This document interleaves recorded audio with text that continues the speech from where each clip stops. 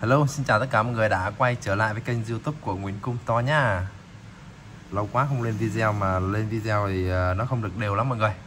Thì cái video hôm nay Nguyễn Cung sẽ hướng dẫn cho các bạn cái cách để mà thay thế cái nốt nguồn hoặc là cái nốt volume hoặc là cái giảm lượng hoặc tăng lượng này với lại nốt nguồn đấy mọi người. Ví dụ như mà máy của bạn nào mà bấm khó hay là bấm không được thì Nguyễn Cung sẽ hướng dẫn cho các bạn và chỉ cách cho các bạn xác định được là hư nốt nguồn trong hay là nốt nguồn ngoài vỏ nhá. Nếu mà hư nốt ngoài vỏ thì các bạn vỏ mà còn đẹp thì các bạn có thể chế nó lại, thì Nguyễn Cung sẽ chỉ cho các bạn cách chế luôn. Còn nếu mà bạn nào có điều kiện thì đã xác định được hư ngoài vỏ thì các bạn cứ mua nguyên bộ vỏ về các bạn thay là nó sẽ được nha mọi người. Còn nếu mà không có điều kiện để thay vỏ ấy, thì các bạn có thể tự chế ở nhà, không mất 1.000 nào cả nha mọi người. Ok, thì tự chế ở nhà ấy, thì nó cái rủi ro của nó rất là cao, cho nên là cũng không khuyến khích anh em tự làm nhé. Cái này là ví dụ như mà tiệm ở quê xa nhà quá hoặc là khó khăn ấy, thì muốn tự làm hoặc là đem ra tiệm cửa hàng nó cách xa nhà quá thì làm biếng đi ấy, thì các bạn cũng có thể tự làm nhé.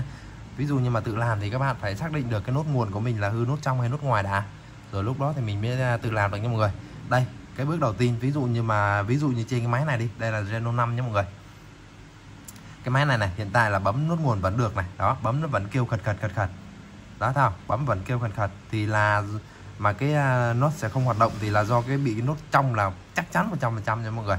Còn nếu mà anh em nào mà bấm nốt nguồn của mình mà nó cứ ngắc ấy, cứ ngơ, hoặc là bấm không được mà nó lún vào trong luôn này, bấm mà cảm giác như là nó bấm nó không kêu khật khật nữa mà nó lún vào trong luôn, là xác định là hết 80% là nó bị hư cái nốt ở ngoài vỏ nha mọi người.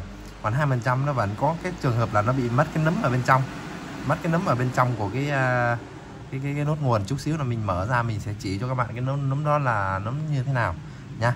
Ok, như vậy là nếu mà đã xác định được là ngoài vỏ rồi thì các bạn muốn tự tháo ra để mà chế lại thì cũng được, hoặc là bị nốt nguồn trong các bạn có thể lên shopper các bạn đặt nguyên một cái dây cáp nốt nguồn về các bạn thay thế cũng được. Tại vì là ở tiệm ấy, thì họ sẽ không cần phải đi đặt nguyên cái cổng cáp đó, mà chỉ cần thay thế mình cái nấm của nó thôi, nhưng mà phải có mỏ hàn và mỏ kho đồ đầy đủ nha mọi người. Thì cái đó thì mọi người không có thì cứ lên shopper đặt nguyên cái cụm dây đó, chỉ có 20 mấy đến 30.000 thôi là các bạn về cũng có thể tự thay được. Chút xíu là mình Cung tháo ra xong mình cũng sẽ hướng dẫn cho các bạn một cái cách chi tiết nhất để các bạn có thể tự thay được ở nhà nhé. Ok, bây giờ là trước tiên là các bạn phải tháo được cái máy của mình ra đã. Như ví dụ như mà trường hợp mà một cái máy Reno ấy, bất kỳ Reno nào đều tháo hết toàn bộ là nắp lưng hết nha mọi người, chứ không thể tách nguyên khung như thế này được đâu nhá. Tách nguyên khung là nó sẽ có ốc ở phía bên dưới cái nắp lưng này, là các bạn tách không được rồi đấy, là buộc phải tách nắp lưng. Tách nắp lưng của mấy thằng Reno này thì nó rất là dễ bể, là mọi người nhìn này, đó này, nó bể sẵn rồi nhá. Đó, mà bây giờ mà cạy không cẩn thận là nó sẽ nứt ra, nó không bể rời ra đâu mà nó nứt kiểu kỳ lắm mọi người. Nắp là bằng mũ nhưng mà nó có tráng gương ấy, tráng kính ấy, cho nên là các bạn cạy không cẩn thận nó sẽ bị nứt ra nhá. Ok, bây giờ Nguyễn Cung sẽ tiến hành tháo ra này. Đây, ví dụ như mà một cái máy khác, dòng khác cũng vậy nè. Đây, Nguyễn Cung sẽ hướng dẫn cho các bạn luôn nhé. Các bạn sẽ trước tiên là lấy khai sim ra đi để xác định được là có cần tách nắp lưng hay không, hay là tách nguyên cụm luôn thì các bạn cũng cứ làm theo Nguyễn Cung là được nha. Đây, lấy khai sim ra đầu tiên này. Trước tiên là muốn làm gì tháo máy phải lấy khai sim ra nha. Đó, hai sim của khách đang còn nguyên đây nha mọi người. Ok, để riêng sang một bên. Bây giờ các bạn thử tách cái sườn của mình ra coi, không tách nắp lưng luôn nha mọi người. Thử tách sườn ra coi này. Tách sườn thử. Đây, ở đây khu vực ở đây chắc chắn là nó sẽ không có ốc, cho nên các bạn sẽ tách ra được. Còn khi nào mà các bạn tách xuống dưới đây này, thấy nó cứng không? Đó, tách xuống tới cái khu vực chân sạc thấy nó cứng ngắc, cứng ngơ. Các bạn nạy không ra đâu. Này, nạy nó cứng lắm nha. Là nó chắc chắn là phải tách nắp lưng ra để bạn ốc rồi. Còn nếu mà bạn nào tách nhẹ đây cái nó bung hết ra là không cần phải tách nắp lưng nha mọi người. Đó là cái cách để xác định mà máy mình có phải tách nắp lưng hay không nha. Ok, thì như cái máy này tách đến đây nó rất là cứng, và khu vực ở trên đây nó cũng rất là cứng luôn này, tại vì nó có ốc đó mọi người. Tách ra không có được nhá. Ở giữa không có ốc thì các bạn tách cái là ra liền này, thấy không? Còn ở bên trên và bên dưới là cái cụm sạc và cái cụm men là nó sẽ thiết kế ốc, là các bạn tách tới đây là không tách được nữa rồi. Nó rất là cứng là không tách được, là phải tách nắp lưng ra để bán ốc nha mọi người. Ok, bây giờ Nguyễn Cung sẽ tiến hành tách nắp lưng nha. Đây, mình sẽ dùng một cái đồ mỏng mỏng như này, mình cạy một chút xíu lên để có thể lách được cái miếng ni lông nào vào này mọi người, cho nó đỡ bị bể thêm đó mọi người nha. Chứ không nếu mà không lách cái miếng này vào á là mình cầm mình xé lên nhé, Nếu mà các bạn nào mà sẵn tiền thì cứ cầm xé lên thôi, cầm như này rồi tách một miếng xé ngược lên là nó sẽ ra nhá, nhưng mà nó sẽ bể hết nắp lưng. Và thì trước tiên các bạn phải tách cái nắp lưng của mình ra trước đi, để xem là nó có giữ được cái nắp lưng hay không. Nếu mà giữ được thì là tốt, còn không giữ được thì các bạn đặt nút nguồn đấy. Đặt nút nguồn thì đặt trên shopper thì đặt chung với cái nắp lưng luôn. Nắp lưng ở trên shopper nó cũng chỉ có mấy chục nghìn thôi. Đó thì các bạn mua cả cái nắp lưng luôn với lại cả một cái cụm dây nút nguồn luôn. Nó cũng chỉ nằm tầm giá là 100.000 trở lại thôi, cũng rẻ hơn đi ra tiệm rất là nhiều nha. Mà đảm bảo là cái máy mình tự làm đấy, với lại thay được luôn cả cái nắp lưng mới luôn nha mọi người. Ok này, bây giờ mình sẽ tiến hành tách cái nắp lưng ra nhá. Nó hơi khó chút xíu, tại vì là vừa quay video vừa làm ấy thì nó hơi khó làm chút xíu mọi người. Chứ thực chất ra nếu mà tự không quay video mà làm chút xíu là xong mà. Đây, mình sẽ phải cho một chút xíu R530 vào để cho nó mềm cái keo ra mọi người. Các bạn không có thì nó hơi khó phức tạp lấy ra. Đấy, cho nước tẩy keo vào R530 nhá. Hoặc là RP7 các bạn có thể ra chỗ mấy tiệm bán linh kiện vật liệu xe máy đấy, các bạn mua cũng được. RP7 các bạn cho rất là ít thôi nhá. Dòng Zeno ấy, thì các bạn làm màn AMOLED thì không có lo nó bị nước vô màn. Nhưng mà riêng cái màn này là màn thay rồi, màn phản quang nha mọi người. Màn thay màn loại rẻ tiền đấy là màn phản quang. Các bạn cho thật là ít, R530 thôi, vừa đủ nó dỉ vào cái miếng này này, xịt vào cái miếng ni lông này thôi. Nè thấy không? Mình không xịt một chút xíu rồi nghiêng vào cho nó chảy vào một chút xíu để cho nó có thể luồn vào keo thôi nhá. Chứ nếu mà các bạn mà xịt nhiều quá nó sẽ tràn vào trong, nó sẽ xuống cái màn hình là nó ố hết cái phản quang lên nha mọi người. Đó là màn phản quang là nó sẽ bị ố, còn màn AMOLED thì các bạn xịt cũng không sao cả nhá. Cái này xịt vào chút xíu là tự động nó khô thôi, cho nên là các bạn không phải lo là xịt vào sợ nó nước nó chảy vào bên trong nó hư bộ máy, không có đâu nha mọi người. Tự động nó khô, chút xíu là nó khô rồi nha. Rồi bây giờ mình sẽ tiến hành mình tách ra này. Tách cứ từ từ thôi nhá, mình có thời gian mà. Mình tự làm ở nhà thì có thời gian dành riêng ra khoảng tầm ví dụ như thợ người ta thay chỉ có khoảng tầm 15 đến 20 phút thôi, thì các bạn ở nhà tự thay lấy thì có thể làm đến là 2 tiếng cũng được nha. Tranh thủ cái lúc nào rảnh rảnh mình ngồi không, mình không làm gì đấy, các bạn tự tách ra các bạn tự thay. Hoặc là nếu mà không hư cái nút trong thì các bạn chỉ cần tách ra để chế lại cái vỏ ở bên ngoài thôi, chế lại cái nấm của cái vỏ nha mọi người. Tại vì cái nút này xài lâu năm nó sẽ bị mục, nó mềm, nó bể hết cái nấm bên trong ấy nhá. Cho nên là chỉ cần chế lại là ok rồi. Đây, để Nguyễn Cung mở ra xem nhá. Ví dụ như là cái máy này là mình bấm vẫn kêu khẩn khật này là chắc chắn là bị hư nút trong rồi. Hư nút trong thì để Nguyễn Cung sẽ hướng dẫn cho các bạn mua cái nút trong và thay cái nút trong nha.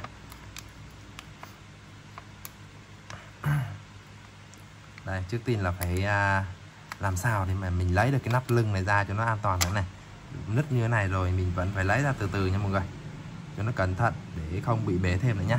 Đây, mình thử cầm xé ngược lên xem nào.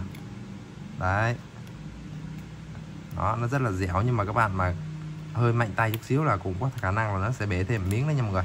Đây, mình lật nghiêng sang bên đây luôn này mọi người. Đó, ok chưa? Này, ra rồi. Đó. Rồi, sau khi đã lấy được cái nắp lưng ra rồi, nắp này cũng thay rồi nha mọi người. Này, còn keo luôn này, nhưng mà nói chung là xài kiểu gì mà nó nứt tùm lum hết rồi. Đây, bây giờ mình sẽ tiến hành là vặn hết toàn bộ ốc ra để mình tách cái khung của nó ra thì mới loại được cái nốt nguồn ra nha mọi người.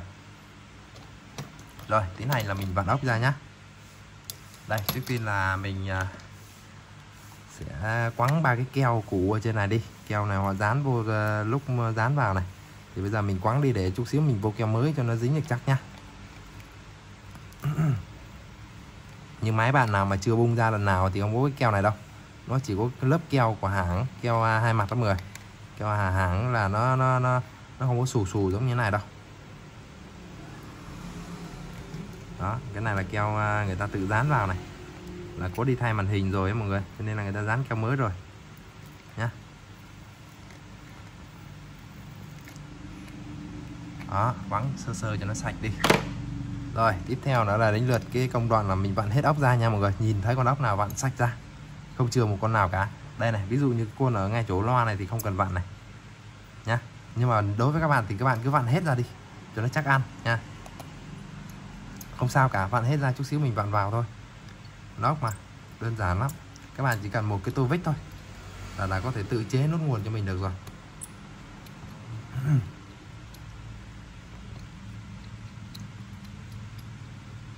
iPhone gì mà quay video mờ dữ ta, lấy nét gì mà không có đẹp gì thế. Để lấy nét mình cái máy ở dưới xem nào. Toàn lấy nét cái tay của Nguyễn Cung không à, cho nên cái phía bên dưới á, nó không lấy nét.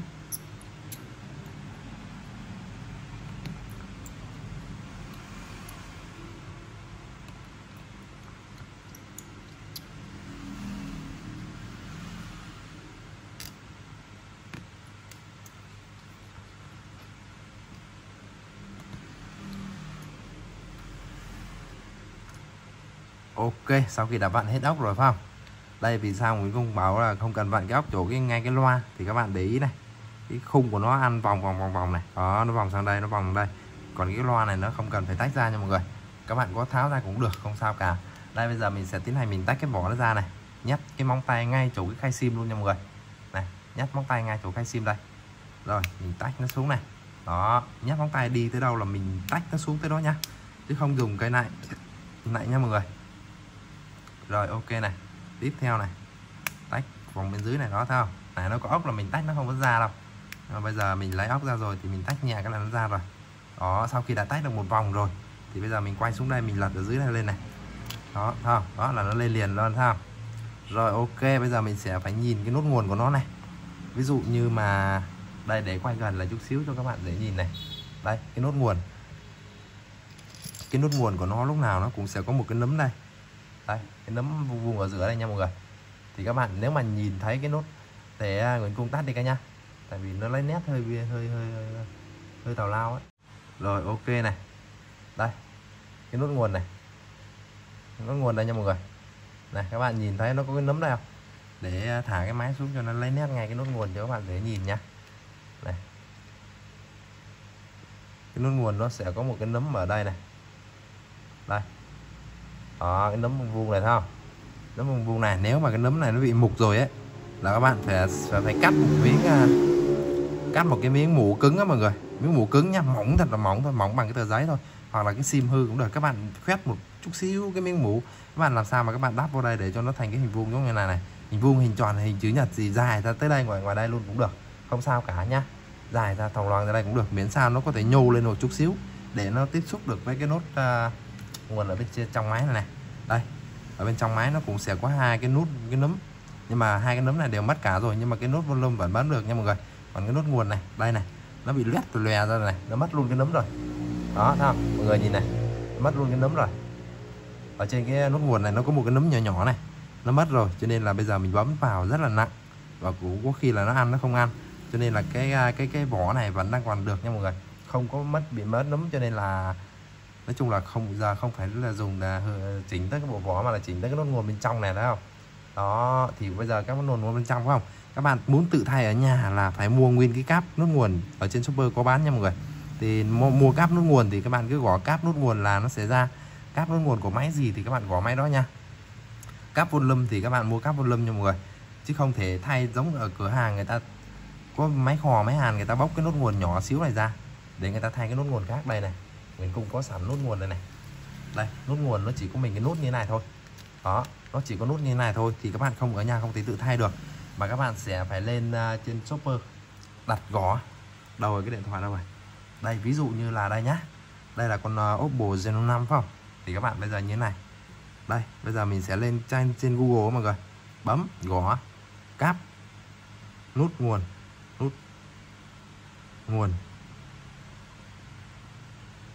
Oppo Reno 5 này. Thì các bạn nói chung là mua cáp nút nguồn dòng nào thì các bạn gõ gió ra rồi bấm tìm kiếm cái là nó sẽ ra. Đây, shopper nó ra một giây này có 10.000 thôi nha mọi người, chỗ nào rẻ nhất thì các bạn mua. Đây này, ví dụ như mà các bạn thấy cái chỗ này có 10.000 không, đa số 10.000 đến 9.500 này. Đó, chỗ nào có hình gió như này thì các bạn nhìn thấy này. Đây, bây giờ mình sẽ phải tiến hành là như thế này nhá. Các bạn phải tháo hẳn cái men mạch của mình ra để mới thay được cái cáp nút nguồn nha mọi người. Đây, bây giờ mình sẽ tiến hành tháo cái men mạch này ra, lấy cái socket pin ra này, lấy socket pin ra đầu tiên này, rồi socket màn hình này, socket cáp sạc này, lấy hết ra. Nói chung là mấy cái socket này các bạn dở nhấc nghiêng nó lên thôi nhá, chứ không cần phải giật pin ra hay là làm gì đâu, để mình có thể lấy được cái men mạch ra khỏi cái khung sườn này này. Tại vì cái cáp nút nguồn nó ăn vòng xuống phía bên dưới cái men này, nó tiếp xúc với hai cái chấu đồng ở phía bên dưới cái men đó mọi người. Đây bây giờ các bạn phải lấy cả cái cam trước ra, lấy cam trước ra nhá, lấy cam trước ra để mình lấy cái anten ra này, dây anten này này, dây anten này đúng ra là nó sẽ ăn lên cái nút này nha mọi người. Đây để quay gần lại chút xíu, dây anten á, nếu mà nó đúng ra là nó không có nằm giống như lúc nãy nằm ở đây đâu, mà nó sẽ ăn vô cái nẹp này luôn này. Đó, nó ăn vào cái nẹp này luôn nhá. Này là lắp sai, nên nếu các bạn là tháo ra rồi thì các bạn nhớ lắp vào cái nẹp này nha. Rồi tiếp theo nó ăn vào nẹp này, các bạn tháo ra này, tháo ra thì dùng một cái ngón tay tháo ra cũng được. Đó, thấy không, nhấc nó lên để cho nó ra của cái nẹp. Đây cái nẹp đó này. Đó, đây là Zeno 5 nha mọi người, chứ những cái dòng khác nó không có lòng ngoằng như đây. Những dòng khác nó nằm ngay đây thôi này, nhấc cái đầu này lên là xong rồi nhá. Đây bây giờ các bạn muốn tháo được cái này thì các bạn đừng có lấy móng tay gảy ở đây nhá, mà dùng một cái gì đó nhọn nhọn, các bạn lấy ở ngoài cái đầu dây này này. Đây, lấy ở ngoài cái đầu dây này nhá, ở ngoài đây các bạn đùn vô, các bạn lấy nhẹ cái là lên này. Đó, lấy nhẹ cái là lên, chứ đừng có lấy ngay đỉnh nhá. Lấy ngay đỉnh là các bạn rút nhiều khi nó bứt luôn cả chân của cái socket bên dưới nha. Rồi sau khi đã lấy được cái cáp nguồn lên rồi này, các bạn để nó sang một bên như này thôi, chứ không cần phải lấy hẳn ra đâu. Đây bây giờ mình nhấc lên này, nhấc nhẹ lên nhá. Nhấc nhẹ lên thì thấy cái cam sau nó đang dính ở dưới cái khung sườn không? Đây, cam sau nó dính dưới khung sườn thì các bạn thử gảy lên xem nó có lên không. Nó lên thì các bạn để im đó thôi, không cần phải lấy ra nha. Còn nếu mà nó không lên mà nó dính luôn cái khung sườn dưới thì các bạn lấy cái socket này lên này, gỡ socket này lên để mình lấy cái men lên cho cái camera dính dưới đó luôn cũng được nha, không sao nhá. Đây xem là nhấc lên xem nó dính cái gì, vướng cái gì, nó đang vướng mấy cái socket này này thì các bạn lấy tay các bạn nghiêng ngược lên chút xíu, socket pin luôn nha. Đây, làm sao mà rất là tỉ mỉ cho các bạn tự thay được ở nhà rồi đấy nha. Đây các bạn cứ nhấc lên này, nhấc lên thấy chỗ nào vướng thì các bạn ấy, đây lên rồi này. Đó, lên rồi nhá. Sau khi đã lấy được cái men mạch ra như thế này rồi thì các bạn nhìn này, đây là cái tiếp xúc của nốt nguồn và bên đây sẽ là tiếp xúc của thằng nốt volume. Đây, tiếp xúc men nhá. Đây, tiếp xúc nốt nguồn bên đây nhá. Đây, hai tiếp xúc này là của hai tiếp xúc nốt nguồn. Ba cái tiếp xúc ở dưới đây sẽ là của volume trừ volume cộng nha mọi người. Volume trừ volume cộng là nó sẽ có ba cái tiếp xúc nha. Một cái ăn mát, một cái chân mát và một cái là ăn cộng, một cái ăn trừ. Hai cái ví dụ như chân này với chân này chập với nhau.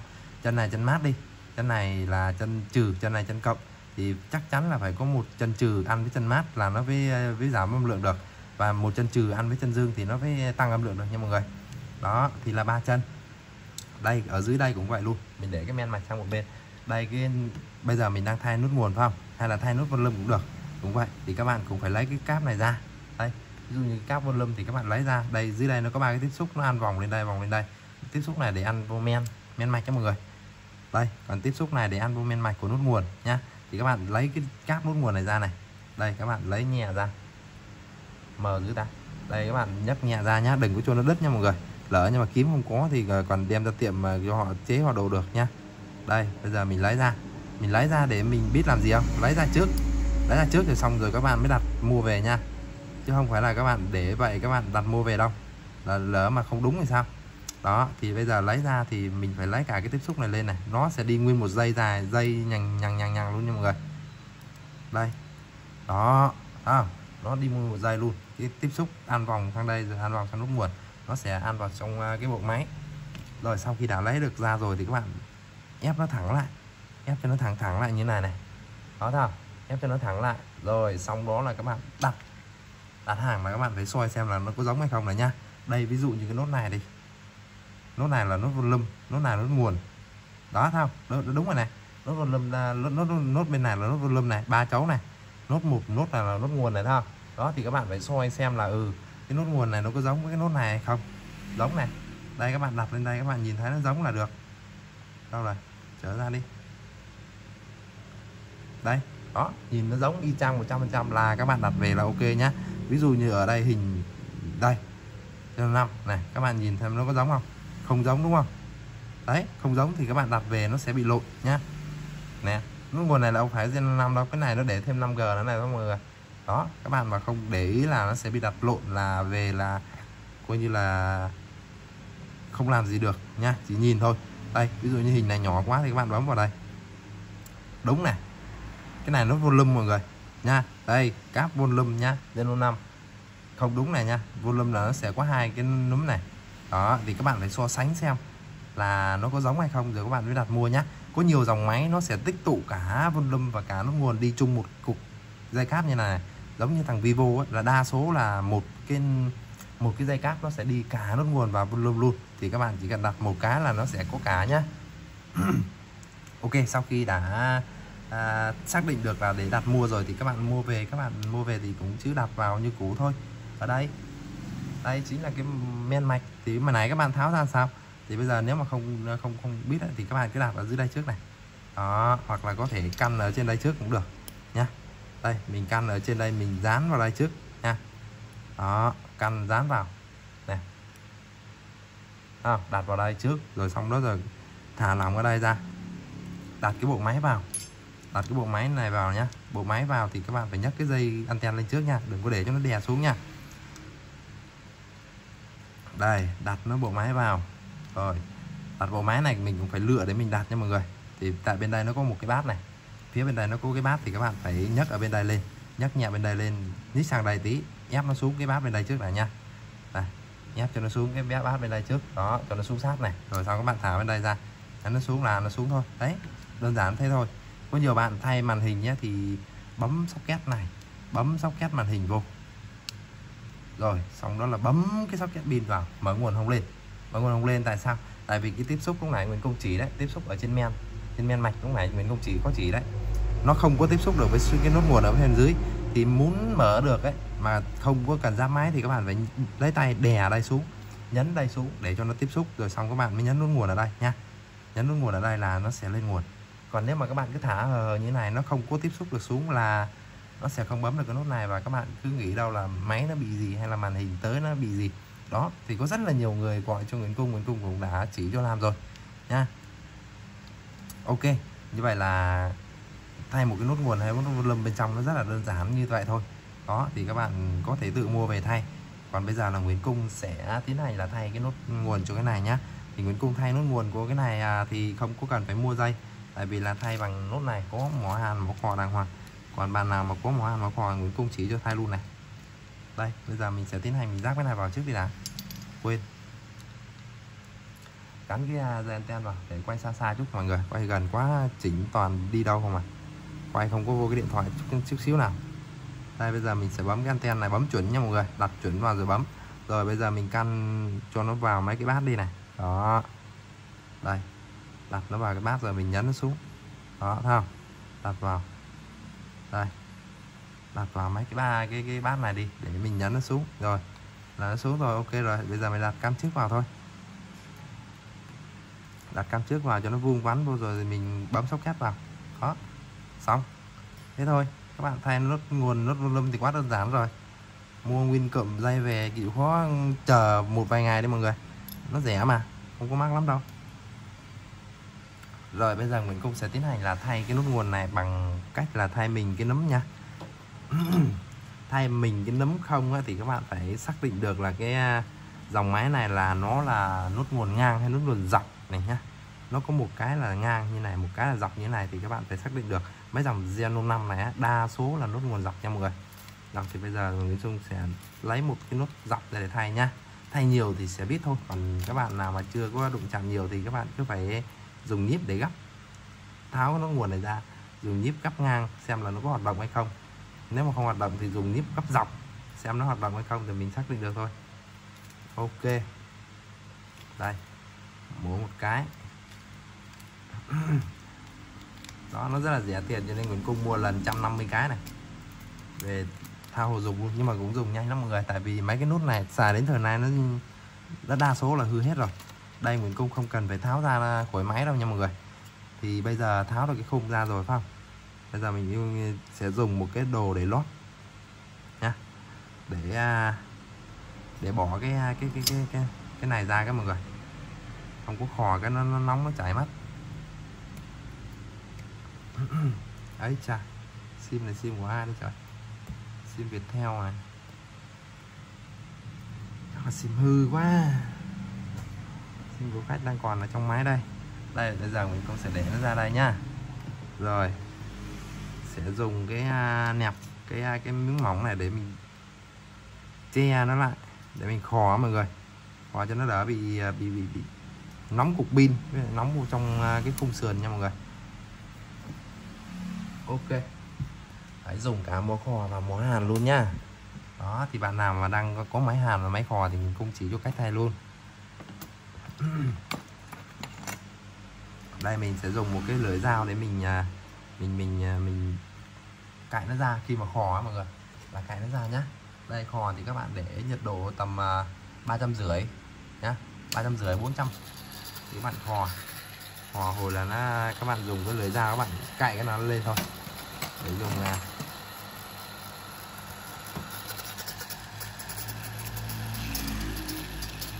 đây chúng sẽ dùng cái con dao này đẩn cho nó dễ này, nó thuận tay mọi người.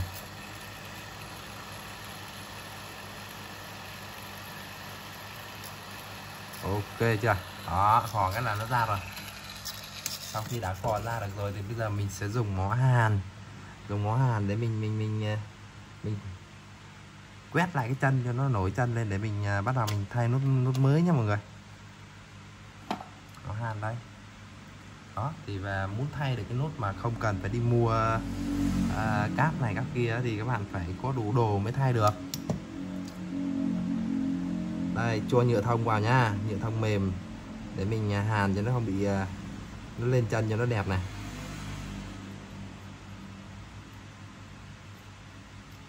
Keo á, keo xung quanh đây các bạn chịu khó các bạn gãy keo đi nha, để keo nhiều quá là nó không dính được.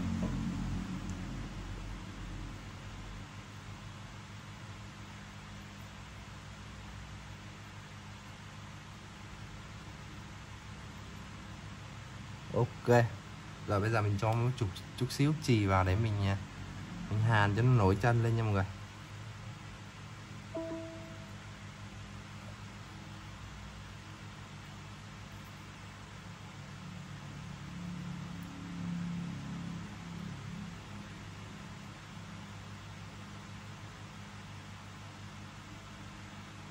Đấy, nổi chân chì lên đẹp chưa? Không thấy cái gì ta? Sao mà quay video thì tối từ dưới. Đó các bạn nhìn thấy 4 chân chưa? 4 chân chì nó sáng lên như này. Đó, nó sẽ tương đương với 4 cái chân của nút nguồn. Đây. Rồi bây giờ mình sẽ dùng bỏ khò để mình đóng nó vào. Bỏ khò lúc này mình chỉ có để nhiệt độ 250 đến 300 thôi nha mọi người. Chứ nếu mà các bạn để nóng quá là khò nó sẽ bị cháy cái nút nguồn đấy. Nha. Nè. Đây cái nút nguồn mới nó sẽ có một cái nấm bên trên này thấy không? Các bạn nhìn thấy không? Đây. Mình đặt nó vào.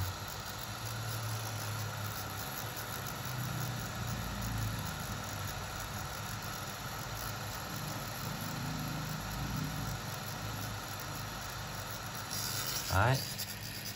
Để xa quá khó nhìn ghê luôn.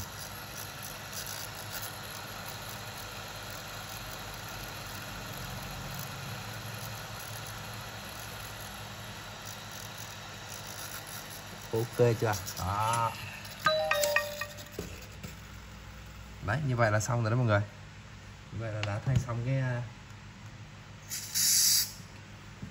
thay xong cái nút nguồn rồi đó mọi người. Nè. Dùng cái R530 mình xịt vào cái bàn chải mình chà đi cho nó mất hết ba cái nhựa thông lúc nãy mình bỏ vào đây nhá. Cho nó sạch mới được lâu nha mọi người. Rồi đây chính là cái nút nguồn. Cái nút nguồn mà sau khi mình thay xong rồi nó sẽ có một cái nấm này thấy không? Mọi người nhìn nha. Đây, một cái nấm rất là nhỏ xíu ở trên cái mặt nút nguồn này thấy không? Đó, nút nào nó cũng có, nút volume cũng có. Này, như bên đây nó mất rồi. Thì bấm nó hơi cứng hơn chút xíu thôi nhưng mà nó vẫn bấm được cho mọi người. Nha, vẫn bấm được thì các bạn cứ để im đó thôi, không cần phải thay. Còn như những cái mà bấm không được nữa rồi ấy là do nó cổ quá rồi thì mình bắt buộc phải thay thì phải thay thôi. Rồi sau khi đã thay xong rồi thì mình bỏ vào đây, bỏ vào cái vị trí cũ của nó này. Rồi bây giờ mình thử bấm nguồn, mở nguồn lên xem nó có lên hay không. Đó, lên này mọi người. Không? Đó. Nhé. Bấm cái lên là nó sáng lên, bấm cái nó tắt này. Đấy, thấy không? Rất là đơn giản thấy không? Thay mình cái nốt này không thì chỉ có mất tốn phí chỉ có 2.000 bạc.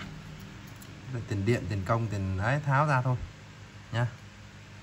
Còn chỗ tiệm họ lấy bao nhiêu thì tùy từng nơi mọi người, đừng có hỏi Nguyễn Cung nha, chứ đâu phải chỗ nào cũng lấy giống nhau đâu, nên là không thể hỏi được.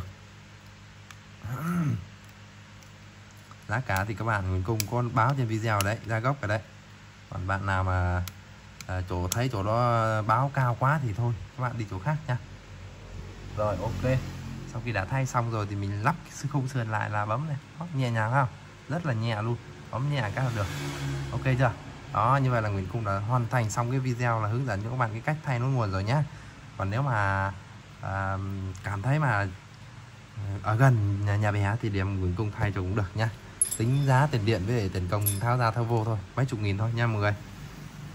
Còn nếu mà anh em nào mà muốn chế cái nốt nấm vỏ ấy, đây để Nguyễn Cung chỉ luôn cho trên một cái video luôn cho nó tiện nha mọi người, chứ quay tùm lum rất là nhiều người nhắn tin bảo Nguyễn Cung lên video thay chỉnh nốt nguồn với chế độ nốt nguồn, nốt vân lâm đồ này kia thì chắc chắn là rất là nhiều anh em bị rồi. Đâu là để kiếm cái nốt nguồn nào đơn giản chút xíu qua chỉ cho anh em chế luôn.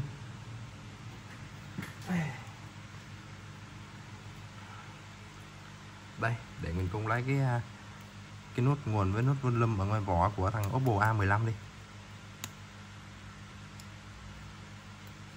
A15 nha mọi người.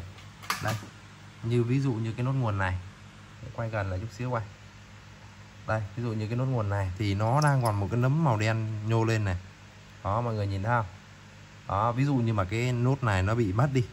Nó bị mất đi thì các bạn phải làm sao để mà chế cho mình một cái nấm màu đen giống như thế này. Không cần phải màu đen mọi người, nấm bằng mủ cứng nha mọi người, hoặc là bằng một miếng sắt cũng được, miếng sắt mỏng như thế này các bạn cắt ra một miếng nhỏ xíu được, nhỏ nhỏ như vậy thì các bạn có thể dán lên đây cũng được nha, nhưng mà phải cứng nha, chứ không thể lấy cái miếng mủ mềm hay là tờ giấy dán lên là không được mọi người. Tờ giấy hay băng keo dán lên là rất là mềm, bấm phát là lún vào trong luôn là không có được nha. Chỉ có khi nào mà các bạn cắt được một miếng mủ cứng thật là cứng, ví dụ như đây mình cũng sẽ cắt một miếng chỗ cái sim hư lúc này đi. Đây này, đây là cái sim nhá. Thì bây giờ nó có một cái chút xíu cái miếng mủ ở cái bên cái sim này màu trắng, các bạn chỉ cần gọt nó một chút xíu thôi, gọt một miếng xíu như thế này thôi này, mỏng te luôn đó.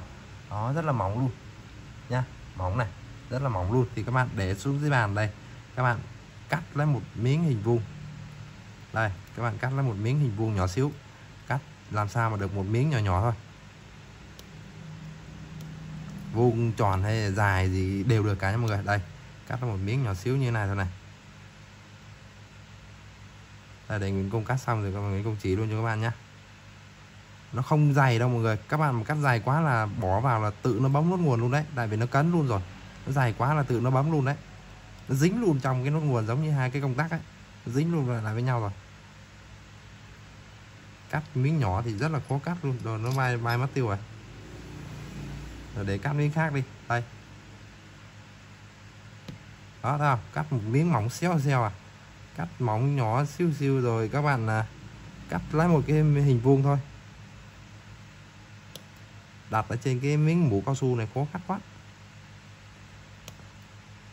Đấy, đó các bạn chỉ cần cắt một miếng mỏng nhỏ xíu như thế này thôi rồi sau đó các bạn sẽ dùng cái nốt nguồn của mình, dùng keo 502 nha mọi người, dùng keo 502. Rồi các bạn nhìn thấy này, nhìn thấy ở trên cái nốt nguồn thì các bạn chia đôi cái nốt nguồn ra này, chia đôi ra khoảng ở giữa này, đặt cái miếng này đúng vào giữa cái nốt nguồn luôn nha, đặt vào đây, dính một chút xíu keo 502 đã đổ xuống dưới bàn này này. Ví dụ như keo 502 bây giờ nửa đêm mà không có keo 502 là mọi người dính cho đổ chấm một chút xíu xuống dưới cái bàn đấy, rồi các bạn chấm cái miếng này xuống này, chấm cái miếng này xuống, rồi các bạn lấy cái miếng này phải có một cái nhíp mọi người, nhíp mỏng ấy nha, nhíp để gấp chế keo 502 được. Còn không thì các bạn chế keo 502 trực tiếp vào đây, chế một chút xíu thôi nha. Bạn nào mà khéo tay chế một chút xíu thôi, hoặc là chấm xuống dưới bàn đây, rồi lấy một cái mũi dao gì đó hay là cái nhíp gì đó, các bạn cắt một chút xíu keo 502, các bạn chấm nhẹ vào đây thôi này, chấm chút xíu thôi nha, đừng có cho nó tràn ra ngoài đây nha, tràn ra ngoài đây là bỏ luôn đấy.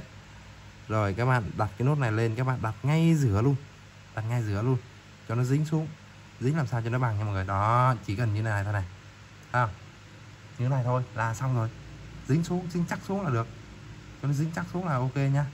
Đó thì mình cũng đang hướng dẫn cho các bạn thôi, dính chắc xuống làm sao mà cho nó có một cái nấm lên ở ngay giữa cái nốt nguồn này, nấm rất là mỏng nha, chứ không có dài lắm đâu mọi người, rất là mỏng.